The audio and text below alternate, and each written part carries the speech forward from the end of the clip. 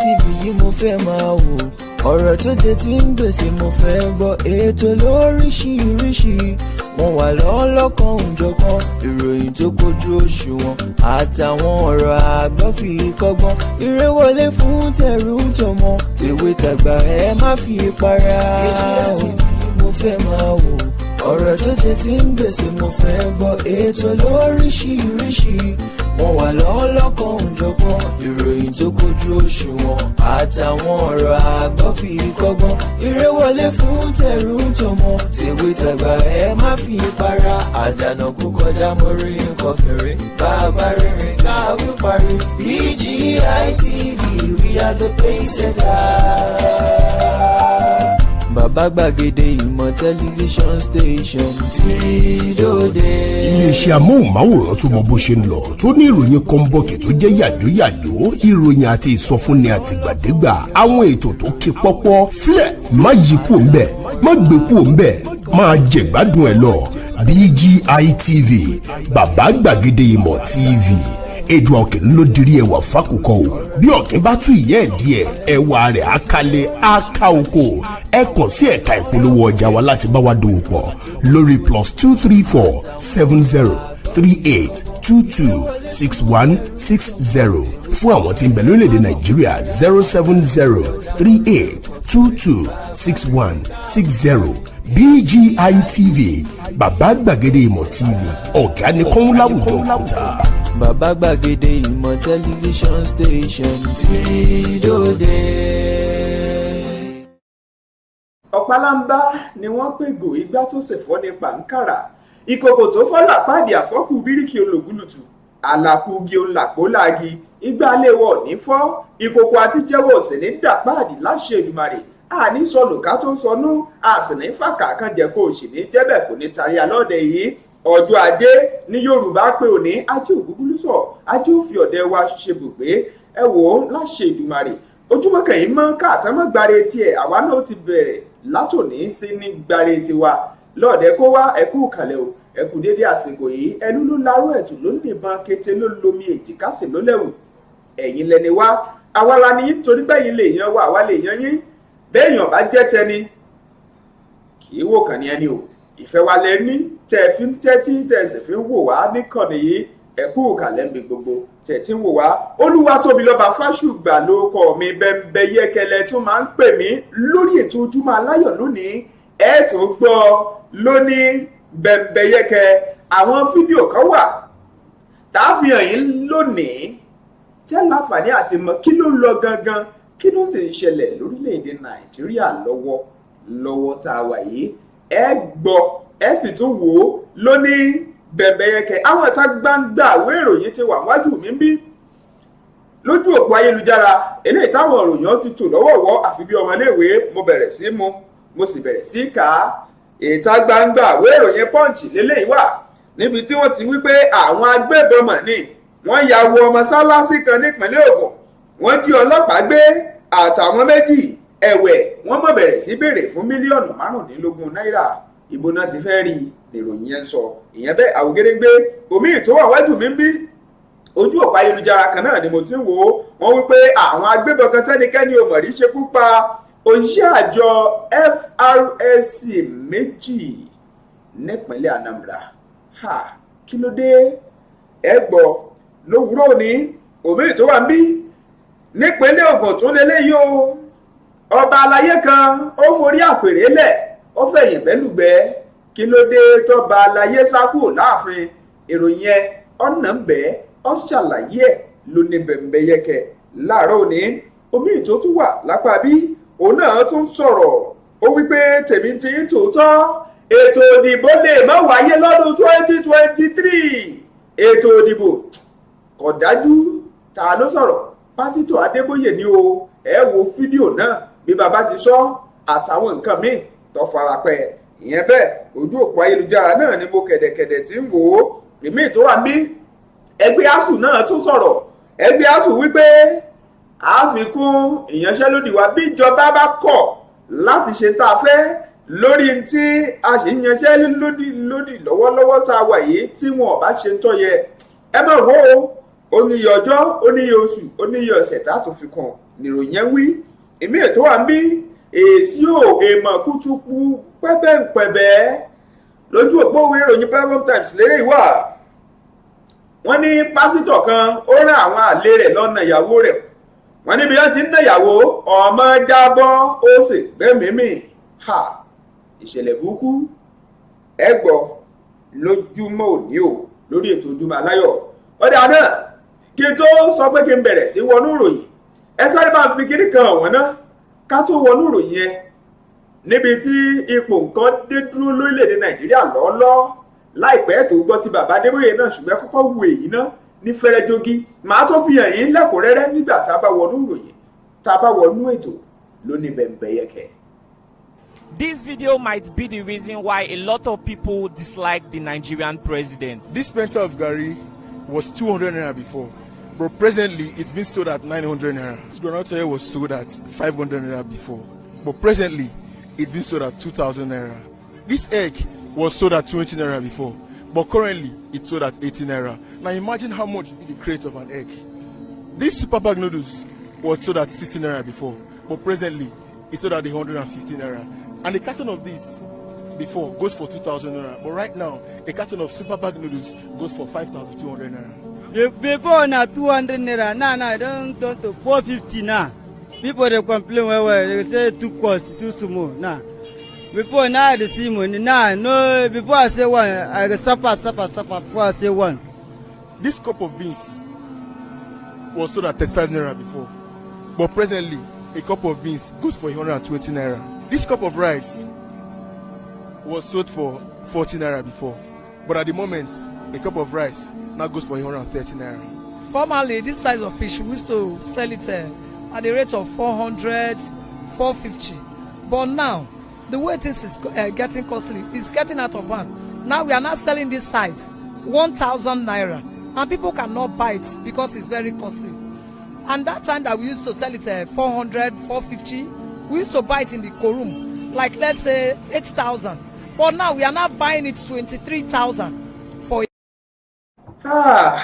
ọ̀rọ̀ rèé Yorùbá wípé ọ̀rọ̀ ń bọ̀rọ̀ bọ̀ eegun àláré ẹ̀jẹ̀ ń sáré kàròyìn náà a ṣe ń bọ̀ lábala abẹ̀yẹ tí màá sì fi fídíò náà yín lẹ́kùnrẹ́rẹ́ bó ti wà. ọ̀dà níta gbangba ìwé ìròyìn iwájú mi ìwé ìròyìn Punch lójú òpó ayélujára wọn mo ti ń wò wọ́n wípé tèmi ti ń tòótọ́ kí la kẹ̀dẹ̀ gbé kí la jù. àwọn agbébọn wọ́n jí ọlọ́pàá kan gbé ní mọ́sálásí wọ́n tún jíyàn méjì míì gbé nípínlẹ̀ Ògùn. àkàṣe mẹ́bí bírú eléyìí bá ń ṣẹlẹ̀ láwọn orílẹ̀-èdè míì wọ́n á máa yí ẹ lágbòdà sí náà ni. ìwé ìròyìn Punch ṣàlàyé wípé àwọn tó jí ajínigbé ọ̀hún bẹ̀rẹ̀ sí béèrè fún mílíọ̀nù márùndínlógún náírà. agbègbè kan ló ti wáyé nípínlẹ̀ Ògùn mọ́sálásí kan ti bẹ ní Sóyóyè ní agbègbè Randa nílùú Abẹ́òkúta òun ló ti wáyé níbi tí wọ́n ti jí ìǹspẹ́tọ̀ ọlọ́pàá kan gbé ẹni tí í ṣe Kamaldeen Bello àti àwọn méjì míì tí wọ́n wà nínú mọ́sálásí lásìkò náà eléyìí tí wọ́n ń ṣe bẹ́ẹ̀ ń ṣàdúrà sọ́lọ́run ọba wọn. ìròyìn ṣàlàyé ẹ̀ wọ́n wípé ọlọ́pàá ọ̀hún ni wọ́n jí gbé ní nǹkan bíi aago 6 àṣálẹ́ lọ́jọ́ ìsinmi eléyìí tó kọjá lọ́hùn-ún. nínú ìròyìn wọ́n ṣàlàyé pé nígbẹ̀yìn nígbà tí ó di pé wọ́n gbé tán wọ́n lẹ́rù tiẹ̀ bẹ̀rẹ̀ sí bá àwọn èèyàn pé kó mọ́ tiẹ̀ jẹ́ pé àwọn ará bímọ pọ̀ ọlọ́pàá lẹ́ni ìbáyìí kó mọ́ tiẹ̀ wá lọ ṣe ọlọ́pàá yìí ní ṣùtá. lọ́wọ́ kan náà wọ́n ní ọlọ́pàá tí wọ́n jí gbé yìí ló jẹ́ wípé ìyàwó ẹ̀ gan ṣẹ̀ṣẹ̀ bímọ lọ́jọ́ 4 sí àsìkò tí wọ́n jí gbé ni. wọ́n lòun náà sì tún ní ìmáàmù ilé mọ́sálásí náà. àfọ́ ọ̀hún ni wọ́n ní ńgbọ̀ yá tí wọ́n bẹ̀rẹ̀ sí bá wọn sọ̀rọ̀ lórí owó tí àwọn arábí náà fẹ́ gbà. wọ́n ní mílíọ̀nù 5 náà ni wọ́n ó gbà lórí olóríjorí lẹ́yìn tó túmọ̀ sí mílíọ̀nù 15 náírà. ìgbẹ̀yìngbẹ́yìn wọ́n ṣàpadà já owó ọ̀hún wá sísàlẹ̀ tí wọ́n sì ní wọ́n padà gbà wọ́n sílẹ̀. lọ́wọ́ kan náà nínú ìròyìn iwájú mi ni wọ́n ti wá ṣàlàyé wípé alukoro fún iléeṣẹ́ ọlọ́pàá ní ìpínlẹ̀ Ògùn Abímbọ́lá Oyèyẹmí nígbà tí wọ́n béèrè ọ̀rọ̀ lọ́wọ́ ẹ̀ wípé ẹgbọ́n wọ́n ní wọ́n jẹ́ ọlọ́pàá bíi tí ń gbé nípínlẹ̀ Ògùn ó wípé òótọ́ mọ̀ ní wọ́n jí gbé o àmọ́ ó wípé wọn ò sanwó kankan òun ò sì gbọ́ pé wọ́n sanwó kankan fún àwọn tó jẹ́ ajínigbé ọ̀hún kí wọ́n tó gbà á sílẹ̀ kí wọ́n tó tú sílẹ̀. ó ní ìròyìn Punch sọ níwájú mi ń bí. ìròyìn yẹn fẹjú kẹkẹ tó ń sọ ohun tójú wá ń rí ilẹ̀ Yorùbá, tó ń sọ ohun tójú wá ń rí nípínlẹ̀ Ògùn, tó sì ń sọ ohun tójú wá ń rí lórílẹ̀‐èdè Nàìjíríà. ìyẹn bẹ́ẹ̀ Àwògedengbe. ìmí ètò tó wà wájú mi ń bí ọ̀rọ̀ àwọn agbébọn náà mọ̀ tún ní o. nínú ìròyìn iwájú mi làwọn agbébọn mọ̀ tún ti ṣekú pa òṣìṣẹ́ àjọ ẹ̀ṣọ́ ààbò ojú pópó tá a mọ̀ sí FRSC.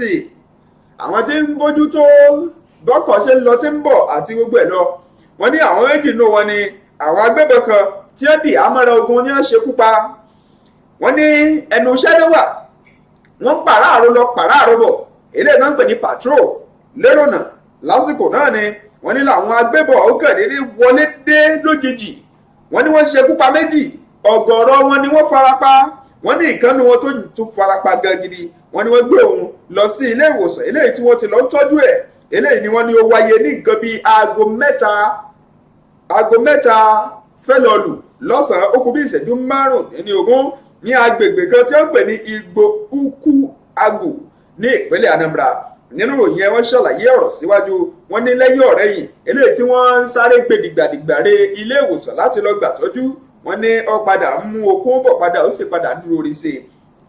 ẹni tó jẹ́ ara ọ̀gá wọn eléyìí tó kó wọn lọ, ìyẹn ọ̀mọ̀wé Bọ̀bóyè Oyèyẹmí, ó ṣàlàyé ọ̀rọ̀ wípé àkọlù náà jẹ́ ń tó dunni jọjọ, kódà kò dùn mọ́ nínú pínpín. ó wípé irú kí wà lélẹ́yìí lórílẹ̀‐èdè Nàìjíríà. iléeṣẹ́ ọlọ́pàá wọ́n ní àwọn ti mú àwọn elétò ààbò àwọn síta láti máa fi mú fílẹ̀ kí wọ́n lè ráwọ́ tó àwọn tó wà ní ìṣẹ̀lẹ̀ náà, kí wọ́n sì lè jó lámbà pa wájú òfin. oníròyìn wá wípé tọ́ Ọlọ́run ó jẹ́ rí hàn mú o. ìyẹn bẹ́ẹ̀ Àwògedengbe. ìmí ètò tó wáyé nípínlẹ̀ Ògùn tí mò ń wò ń sálẹ̀ wájú mi ń bí ẹ̀jẹ̀ sáré ká Platform Times ló gbé. kí ni Platform Times sọ nínú ìròyìn yẹn? wọ́n wípé pásítọ̀ kan rán àwọn àlè rẹ̀ lọ́nà ìyàwó ẹ̀. kí náà ní kánà ìyàwó sí ẹ̀mí ọmọ tó ṣòfò lásìkò náà. oníròyìn wá mí kanlẹ̀, ó ní èṣù má ṣe mí, má ṣe ẹnìkankan, ibi ó ti ń bọ̀ ni ó padà sí.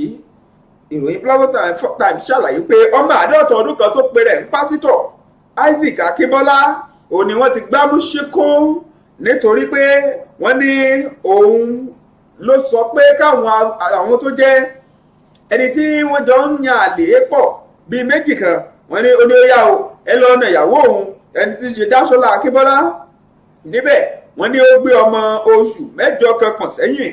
ọmọ oṣù 8 ọ̀hún ebi wọn ti bẹ̀rẹ̀ sí bára wọn jà. tèmi tí tòótọ́ ọmọ jábọ́ lẹ́yìn ìyá ẹ̀. kí ló wá ṣẹlẹ̀? wọ́n gbọ́mọ̀ nígbàdìgbà rẹ ilé ìwòsàn lọ́wọ́. dókítà ní ọmọ náà ti ṣèṣe sínú. ìgbẹ̀yìn ọmọ mọ̀ padà jẹ́ pé Ọlọ́run o. ìyẹn bẹ́ẹ̀ lọ́wọ́ kan náà nínú ìròyìn wọ́n ṣàlàyé pé orúkọ àwọn afurasí eléyìí tí wọ́n ní ọkọ ránṣẹ́ pé kán lọ bóun na ìyàwó òun, àwọn rèé: Esther Olówólayémọ̀ ọmọ ọdún 29, Olúwakẹ́mi Ọ̀ṣínbàjò ọmọ 30 ọdún. wọ́n ní ọwọ́ ti bà wọ́n tó ń ti pásítọ̀ náà pé wá bí ẹ̀yin kì yóò lọ láláì jìyà. wọ́n ló kọ ọmọ kékeré ọ̀hún eléyìí tí wọ́n ṣekú pa òní Ọbadẹ́yà Akínbọ́lá. wọ́n ní pásítọ̀ yìí ní ìyàwó ẹ̀ tí mo fẹ̀sùn kàn pé mo ń fura sí wọ pásítọ̀ yìí ìwọ ọkọ òun, o ti ń bá àwọn ọmọ ìjọ lájọṣepọ̀, òun sì ń fura sí ọ. wọ́n lọ́rọ̀ náà lówó ẹ láàrin àwọn méjèèjì tó jẹ́ pé wọ́n máa fi bára wọn ní èdè àìyedè, ṣùgbọ́n ìgbẹ̀yìn wọ́n ní ń tọ́ padà tẹ̀yìn wàhálà rògbòdìyàn yẹyọ rèé o. alukoro fún iléeṣẹ́ ọlọ́pàá ìpínlẹ̀ Ògùn DSP Abímbọ́lá Oyèyẹmí ó fìdí àtẹ̀jáde ọ̀hún léde. ó sì fi hàn dé lánàá nígbà tí ń bọ́ níròyìn sọ̀rọ̀. ó ṣàlàyé pé wá ń bí eléyìí gangan ló wáyé lọ́sẹ̀ tó kọjá, ìyẹn lọ́jọ́ ìsinmi ọ̀sẹ̀ tó kọjá, eléyìí tí ó sì ṣẹlẹ̀ ní ìjọba ìbílẹ̀ àríwá Ìjẹ̀bú ní ìpínlẹ̀ Ògùn. ó ní nígbà téyí ṣẹlẹ̀ ó ní kíá àwọn ọlọ́pàá ti mú iṣẹ́ ṣe. ó ní kẹ́sì máa wò ó, wọ́n ti gbé àwọn tọ́rọ̀ kàn lọ sí ẹ̀ka ìfimúnifílẹ̀ níbi tí wọ́n ti ṣèwádìí wọn gangan gidi láti lè fi mọ kí ló tún kàn lórí ọ̀rọ̀ wọn. wọ́n wí pé ẹlẹ́ṣẹ̀ kan kì yóò lọ láì jìyà ló fún ilẹ̀ yìí sọ o. ìyẹn bẹ́ẹ̀ ìwé ìròyìn Platform Times ló gbé láàárọ̀ ní ìpínlẹ̀ Ògùn mo tún wà. ọba aláyé sá fi ààfin rẹ̀ lẹ̀. wọ́n ní kójú ọmọ ríbi gbogbo ara lògùn ẹ̀. ojú òpó òwe ìròyìn kan eléyìí tí wọ́n pè ní Daily Crucible ó ní mo ti ń wọlé yìí ó wí pé ọba aláyé kan nípínlẹ̀ Ògùn ni làwọn jàǹdùkú tí wọ́n wọ bí ẹgbẹ̀rún kan ya wọ ìlú sí. wọ́n ní kíná ya wọ̀ ìlú, wọ́n ní àwọn ajagun gbalẹ̀ ni wọ́n jẹ́. ọba aláyé torí wọn tí wọ́n ń bọ̀ lówó pé irú kíre, wọ́n ní mọ̀jàmọ̀sá ní làwọn akíkanjú ló ń bá tètè fẹ̀yìn bẹ́lùgbẹ́. wọ́n ní eléyìí kan ló wáyé lágbègbè kan tí wọ́n ń pè ní agbègbè Ìfẹ́lódùn níjọba ìbílẹ̀ Ifọ̀ nípínlẹ̀ Ògùn. wọ́n ní àwọn aráàlú tó jọ̀dọ̀ inú bí wọn, ó ṣe wọ́n bí kán kọjú oró padà. wọ́n ní ṣùgbọ́n ọba aláyé ọ̀hún ló ti máa sọ pé kán sì lọ ṣe jẹ́jẹ́ náà. wọ́n ní ṣùgbọ́n ibi ọ̀rọ̀ dé dúró, wọ́n ní ọba aláyé ọ̀hún ló dúpẹ́ lọ́wọ́ orí tó kò yọ kúrò lọ́wọ́ àwọn jàǹdùkú ọ̀hún. lọ́wọ́ kan náà ni wọ́n ní ó ti ń ké síjọba kíjọba ó tètè wá gbégbèsè kó gbà wọ́n sílẹ̀ káwọn ọmọ bá kú nífọ̀nàmọ́sù àwọn táwọn ìjọba aláyé. bẹ́ẹ̀ bá gbàgbé ọba aláyé kan tó jẹ́ baálẹ̀ ọlọ́wọ́ ẹgbẹ́gbùrá ní ìjọba ìbílẹ̀ àríwá Abẹ́òkúta òní wọ́n ní wọ́n ṣekú pa láwọn ìgbà kan. wọ́n ní ṣé ìgbàgbé lórí míì eléyìí tí wọ́n tún sọ pé ṣekú pa tí wọ́n tún sọ náà lókù ẹ̀. wọ́n ní ṣé ìgbàgbé lọ́wọ́ kan náà ni ọba Samuel Olúkáyọ̀dé Sódìmú eléyìí tó rí kó yọ ìwà ń sọ pé wọ́n ní ikú tí ń pojú bẹ́ẹ̀ ni òwe mà ní ó ń pa á fún ni. lọ́wọ́ kan náà náà rọ̀jọba rọ àwọn elétò ààbò pé ẹ dákun ẹ gbà wá kalẹ̀ o. ọ̀rọ̀ náà kúkú ti wà lé ẹjọ́ tẹ́lẹ̀ lórí ọ̀rọ̀ ọlẹ̀ dé ni àwọn ajagun gbalẹ̀ sìnáná fẹ́ gbalẹ̀ lọ́wọ́ àwọn báyìí o. ìròyìn ẹ ọ̀fẹ́jú kẹ̀kẹ́ síbẹ̀ láàárọ̀ ní.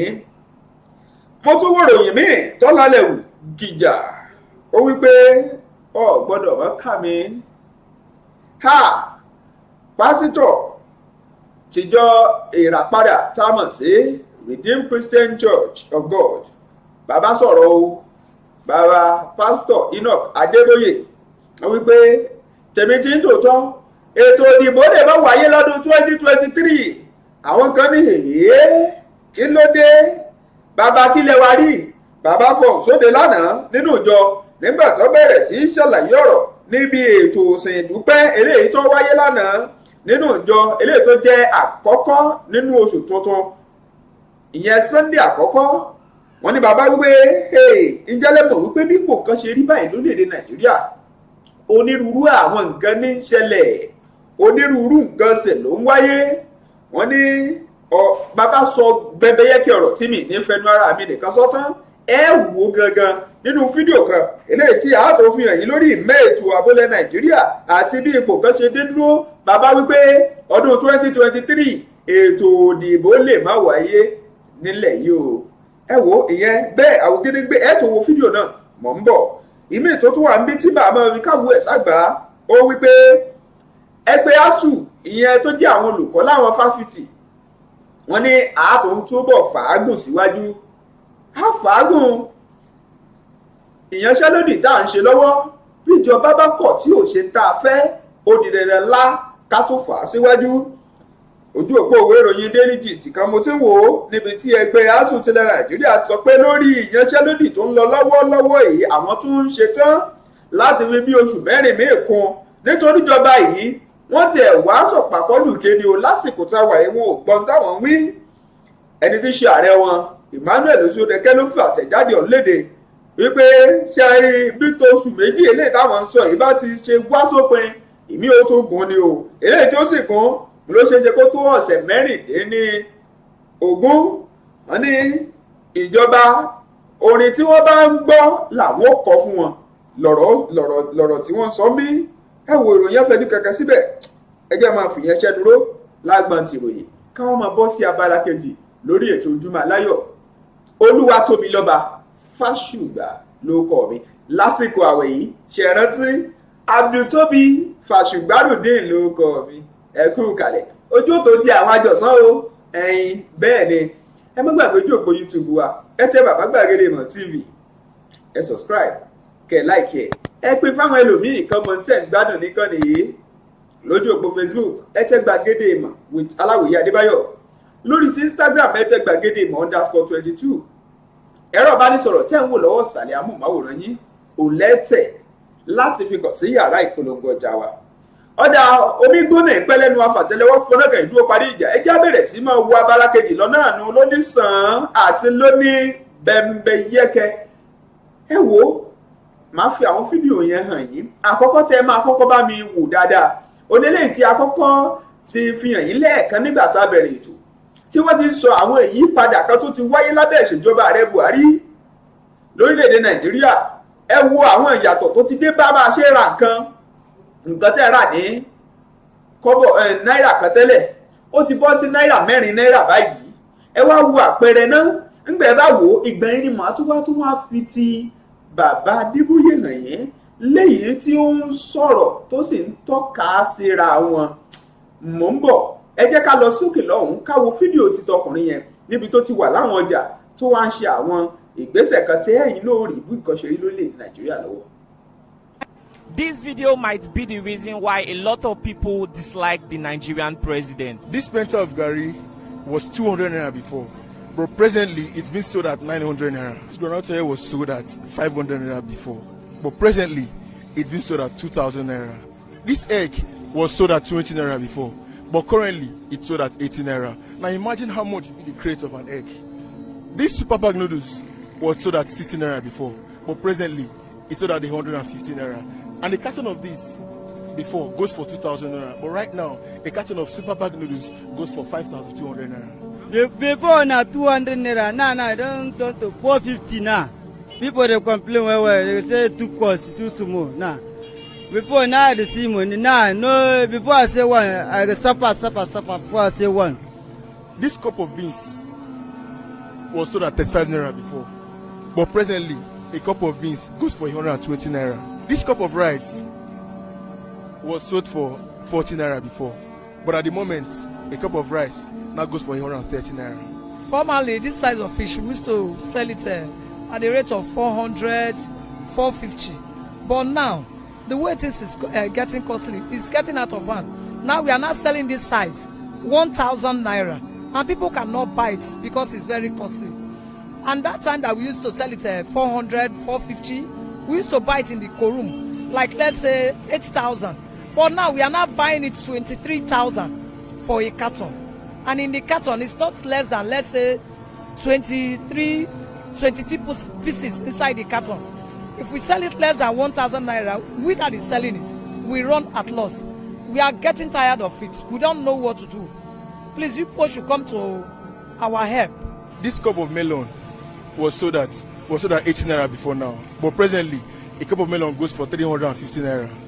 This cup of tomatoes before now was sold for 400 naira, but presently this cup of tomatoes now goes for 1,000 naira. Before now, this size of a tube of yam was sold from 150 naira to 200 naira, but presently it's sold at 800 naira. These two small tomatoes were sold for 50 naira before now, but presently both of them goes for 200 naira. A bag of water that used to be 70 naira before, today one sachet is 30 naira and one bag is 350 naira. How can anybody survive with this kind of change from 70 naira to 350 naira? That is too much. We are now borrowing loans so that we can be able to meet up in our market. And after borrowing the loan now, we are not still meeting up. And our children are in the school, but they cannot go where they are. They will be complaining that this is very costly. When we give them money to go to school, before a week time, they will be asking for another money. That what we gave to them is not enough because the way things is costly in the market. Government should please, they should see to it because we are getting tired. Most especially me. All the money that I borrowed, they have all finished. I'm still looking for another one to borrow. They should please come and help us out. Before now, a tin of peak milk was sold at 80 naira, but presently a tin of peak milk is now 300 naira. You can't even inside with bread these days again because there's no oil inside anymore. They no longer put oil, they put water now. A lot of things have changed. The society is now becoming very hostile for us to survive. This brown soap was sold at 120 naira before now, but at the moment this brown soap is sold at 400 naira. Before, I used to go to market with 10,000 naira to buy what I would cook, and at least I will be happy. But today now, even 27,000 naira is not enough. If I buy something of 27 naira, it will be remaining 220 naira for transportation back home. We are supposed to go with 50 naira and paying 200 naira. My brother, the country is too bad. Sometimes I will sell food for people, they will be insulting me. I will come to buy, they will be insulting me. How will it be? You people should help us. The problem why I'm trying to complain is that the government are not helping us. You can imagine whereby someone will be buying something or pricing something from a seller and the seller will be insulting that person. As look as I am now, if who I want to buy something for insult me and I start fighting in the market, what will people say? They will start to, as in, want to take me to station. One day I will keep person in this market because of the way things is cost. You people should find how to amend it because of me. I no get joy with the way they insult me. This could be the reason why majority of Nigerians don't like their president. He doesn't communicate personally with his citizens. The society is becoming more hostile. People cannot even survive anymore. Nothing has changed about their income. Look at them. How are these people surviving? It is only God in heaven that knows how these people are able to survive. Before now, I used to buy sardine for 70 naira. Sardine is now 800 naira. What has changed about my income? Nothing. How are people surviving? It is in times like this that the president needs to come close to his citizens. Let them hear from him. Even if Mr. President has experts that are working behind the scenes to manipulate policies or implement policies that will make the economy stable again, Mr. President has to say something. Not every Nigerian is literate enough to understand the concept of economics, because all we keep seeing every day is that the prices of commodities, they just keep increasing every single day, and nobody knows if this situation is going to get better. This could just be the reason why a lot of Nigerians don't like the president. He doesn't have any close relationship with its citizens. Yeah, the cost of things these days is very high. A lot of people are complaining, especially the poor. No work, no source of income, and people are saying that they want government to help them. With this one, I believe that government should show concern concerning these things. Everything is very expensive. People are really getting out of anger. A lot of people are a lot of things happening. People are even trying to give up because of the way the things are very costly. So government should help us. Tọ́ ẹ̀yin náà mí kanlẹ̀ ó kọ yín lóminú ntójú wá rí lórílẹ̀‐èdè Nàìjíríà lẹ́rìí yẹn. Bẹ́ẹ̀ bá ra nǹkan kankan ní 1 naira tẹ́lẹ̀ ó ti di 4 naira báyìí. Ìmí nǹkan ti wọ 5 naira. Ẹ wo bí nǹkan ṣe ń lé síra. Ibi tó wá fẹ́ rìn tẹ́lẹ̀ tẹ́ pé 50 naira ló máa ná. 200 naira ló gbọ́dọ̀ múra sílẹ̀ láti ná báyìí. Ẹ̀yin náà ẹ wá sọ fún mi, ṣé nǹkan ń dẹrùn ní àbórí ìdàkejì ẹ̀ lábẹ́ ìṣèjọba tó sì wà lónìí ni kò rí bẹ́ẹ̀ tẹ́lẹ̀? Ẹ̀yin ṣe wá rí gbogbo ilé tẹ́ ti wò yìí, ó wà láǹ tó mú kí bàbá ìyẹn pásítọ̀ Enoch Adébóyè kí wọ́n wá sọ ọ̀rọ̀ kan lánàá débi wípé wọ́n ní báwọn ṣe ń wò yìí o ètò ìdìbò ní wáyé, ó ṣe kó má wáyé lọ́dún 2023 ni bàbá yìí sọ. Ẹ̀yin ẹ wá tún wá gbọ́ àwọn tó ń fa wàhálà yẹn gan sí wa lọ́rùn lórílẹ̀‐èdè Nàìjíríà. Àwọn wo ni bàbá sọ pé fà á? Ẹ yẹ̀ wò. Number 2, where is the money going to?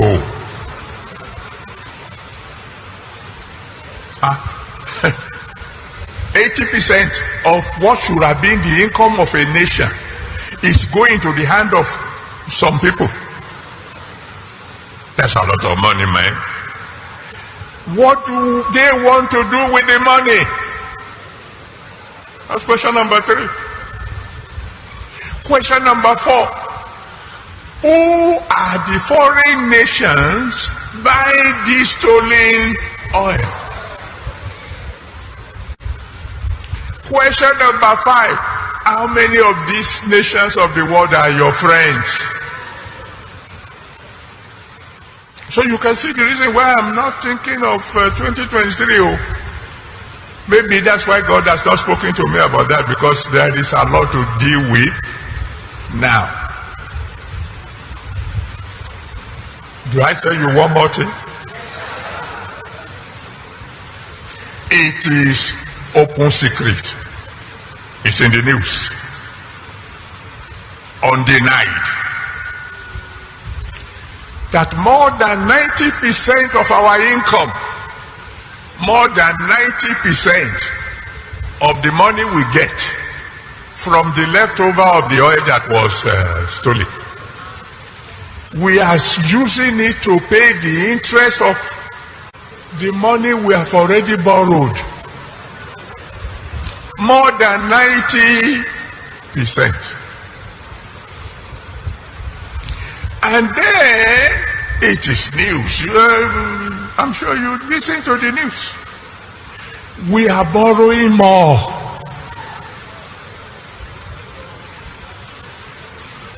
Meaning what? According to a friend of mine, we are moving steadily to bankruptcy. A whole nation. My beloved Nigeria. Ṣẹ́gbọ́n bàbá wí wọ́n ní lórílẹ̀‐èdè Nàìjíríà bẹ́ẹ̀ yìí náà ti rí ṣé bàbá ò ti wá sọ àwọn tó wà níbi ẹ̀ báyìí fún wa àwa náà sì mọ̀ ń tá a mọ̀ lámọ̀ tá a bá dẹ̀ sòótọ́ ọ̀rọ̀ wọn ò lè pa wá sí kò sí tán máa ṣe ohun tá a mọ̀ lámọ̀ ajá lóòwé ìbúyàn jẹ ń tá a mọ̀ lámọ̀ ajá lóòwé kí ń bu ènìyàn jẹ. Orílẹ̀-èdè Nàìjíríà ti wá burú débi pé kódà bẹ́ẹ̀ bá tún dé pápákọ̀ òfurufú ẹ máa ń fi fídíò kan èèyàn yẹ ẹ tiẹ̀ máa ń fi hàn wọ́n ẹ rí ibi tẹ́nìkan sọ pé yẹ já kakandu ní pápákọ̀ òfurufú wa odidi orílẹ̀-èdè ìyẹn tún pọ̀ o ẹ máa wo fídíò yẹn.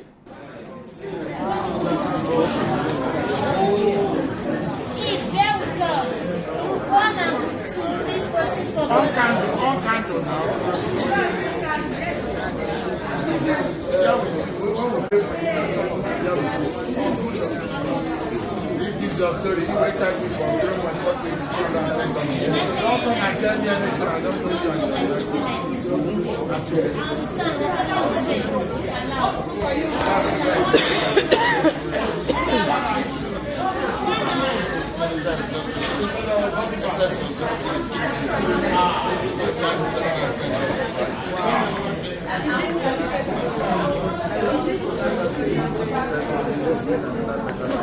mi ò rí irú ẹ̀ rí.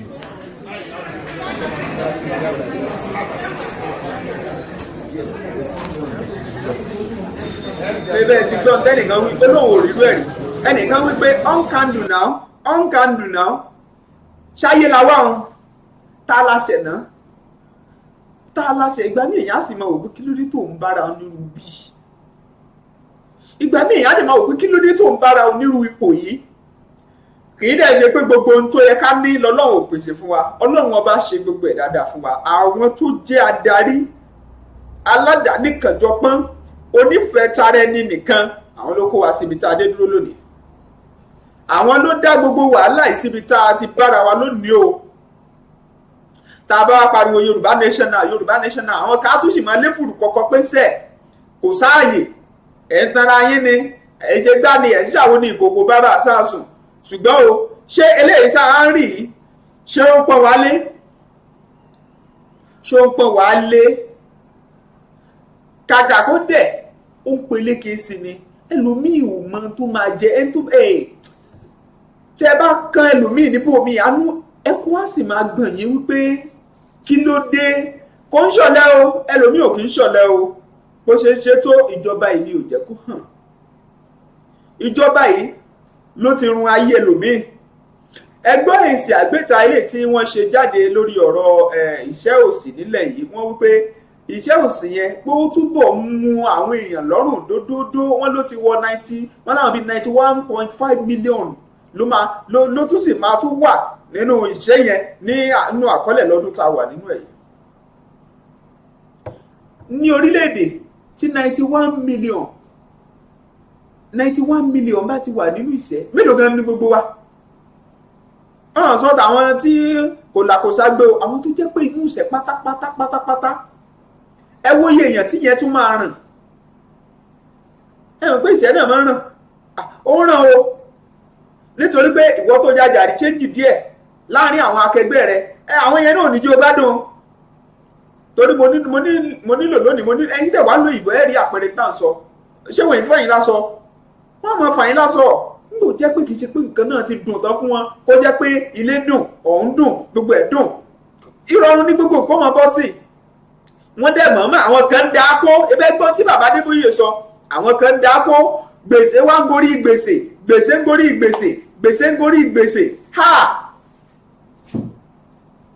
ẹ fèrò yìí tí yín náà hàn dé lórí ohun tẹ́ ẹ ti wò lónìí àti tẹ́ ẹ ti gbọ́ lórí ètò Ojúmọ́ Aláyọ̀ ẹ fi hàn dé lápapá abẹ yẹn ẹ já máa ṣe lọ fún tàárọ̀ yìí lórí ètò ìdìbò ó ṣeé ṣe kó má wáyé lọ́dún 2023 Olúwatóbilọ́ba Fásùgbà ló kọ mi Bẹ́mbẹ́yẹ́kẹ́ ni wọ́n tún pè mí ẹ ti gbọ́ o lóní Bẹ́mbẹ́yẹ́kẹ́ ẹ tó láǹfààní àti gbọ́ ìròyìn àpapọ̀ àti ìròyìn àgbáyé lédè Gẹ̀ẹ́sì àti lédè abínibí lóní Bẹ́mbẹ́yẹ́kẹ́ láìpẹ́ ẹ tún láǹfààní àti gbọ́ ètò bàbá ibi tí bàbá gbàgede ìmọ̀ ti mọ gàtí ètò lóní Bẹ́mbẹ́yẹ́kẹ́ ẹ kú kalẹ̀ o yọ yẹn kò ní yẹlẹ̀ ní fàkàkẹ́jẹ kò sì ní jẹ́bẹ̀ kò ní ta léyìn lọ́dẹ̀ yìí Olúwatóbilọ́ba Fásùgbà lórúkọ mi Bẹ́mbẹ́yẹ́kẹ́ ni wọ́n ń pè mí lásìkò àwẹ̀ yìí Àdùtóbi Fásùgbárùdín lórúkọ mi ó dìgbà kan náà.